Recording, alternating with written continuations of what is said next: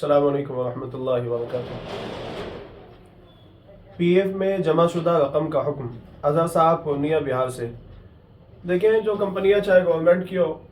चाहे प्राइवेट कंपनियां, उसमें ये होता है कि जो लोग उसके मुलाजिम होते हैं, जो लोग वहाँ पर वर्कर्स होते हैं, उनके यहाँ ये होता है कि तनख्वाह में से मिसाल के तौर पर अगर 50,000 रुपये उसकी तनख्वाह है तो उसमें से 2,000 4,000 रुपये जो है या 5,000 रुपये जो भी हो, जितने भी परसेंट मुतय्यन होते हैं वो कटते हैं और वो जमा होकर के वो उसके फंड में मौजूद होता है, उनके बैंक में मौजूद रखा जाता है उसे।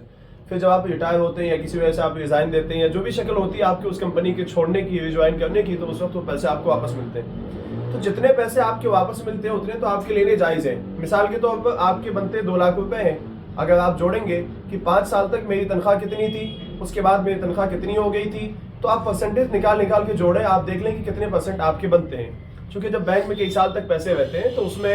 जो है सूद के भी पैसे आते हैं, लोन और ब्याज के भी पैसे आते रहते हैं। तो लिहाजा उसमें आपको सारे पैसे आंख बंद करके लेने की चलो मज़ा आ रहा है, बहुत सारे पैसे इकट्ठे आ गए, लोग इसमें गलती करते हैं। आपको इसमें क्या करना है कि आप ये देख लें कि आपके बनते कितने हैं, उसमें आपके जितने बनते हो आप परसेंटेज के हिसाब से आप हिसाब लगा करके देख लें, उतने आप ले लें। बाकी के जो बचते 2 4 5 हज़ार 10 हज़ार 20 हज़ार जितने भी इंटरेस्ट के पैसे आ चुके हैं, उन सबको निकाल कर बगैर सवाब की नीयत के किसी गरीब मोहताज को दे दें। और ये गरीब मोहताज मुसलमान को भी दे सकते हैं, गैर मुस्लिम को भी दे सकते हैं, लेकिन इसमें सवाब की नीयत नहीं की जाएगी। बैंक में एक फिक्स डिपॉजिट कराकर उसमें मिलने वाले जायद पैसे का हुक्म। सरताज शेख यूपी से। उन्होंने पूछा है कि बैंक में बाज़ औक़ात ऐसा होता है कि फ़िक्स डिपॉजिट हम करवा लेते हैं। मिसाल के तौर पर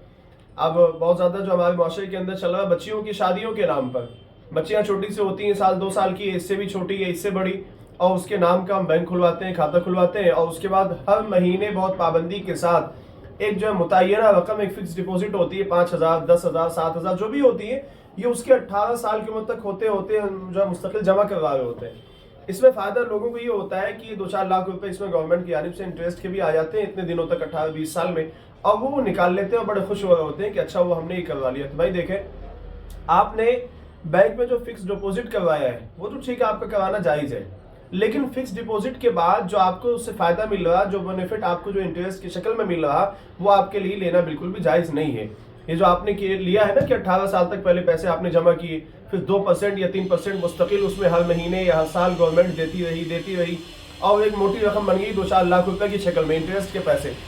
तो ये लेना आपके लिए बिल्कुल भी जायज़ नहीं है। आपके जो पैसे बनते हैं जो आपने जमा किए हैं वो आप जोड़ लें कि 18 साल में कितने महीने बनते हैं, और उस महीने को जितने हज़ार रुपये आपने जमा किए उससे मल्टीप्लाई करके देख लें कि कितने पैसे इतने महीने में मैंने जमा किया, 18 साल में या 20 साल में या 16 साल में, उतना आप ले सकते हैं। उससे जितने जायद बनते हैं उससे ज़्यादा आपके लिए लेना जायज़ नहीं है। उन पैसों को बगैर सवाब की नीयत से आप किसी गरीब मोहताज को सदका कर सकते हैं, या सदका क्या बस ऐसे ही दे दें, कोई भी इसके अंदर नीयत ना करें, बस ऐसे ही दे दें उसको।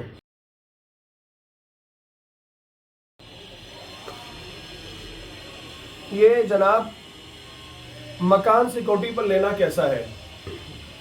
अजहर साहब पूर्णिया बिहार से। ये हमारे माशरे में ये बहुत तेज़ी के साथ ये चल रहा है कि मकान सिक्योरिटी पर लिया जाता है। उसकी सूरत कुछ यूँ होती है कि मिसाल के तौर पर मेरा 30 गज का 40 गज का जितना बड़ा भी एक फ्लैट है,